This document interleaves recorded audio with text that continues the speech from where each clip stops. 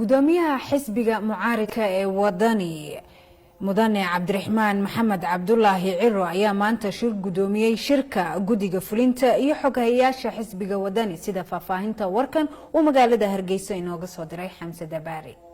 war-saxaafadeed ka soo baxay xisbiga mucaaradka ee wadani uu nuqul ka mid ah uu soo gaaray xarunta wararka ee telefishinka RTN ayaa u dhignaa sida tan. gudoomiyaha xisbiga mucaaradka ee wadani cabdiraxmaan maxamed cabdullaahi ciro ayaa maanta shir gudoominayay shirkii gudida fulinta iyo xoghayaasha xisbiga oo ka dhacay xarunta dhexe ee xisbiga. shirkan ayay goobjoog ahaayeen gudoomiyaha ku-meel gaadhka ee xisbiga mudane cabdiqaadir xaaji ismaaciil jirte, hogaamiyaha xisbiga mudane xirsi cali xaaji xasan, xogayaha guud Khadar Xuseen Cabdi, afhayeenka xisbiga Barkhad Jaamac Batuun, madaxda garabka dhalinyarada iyo haweenka.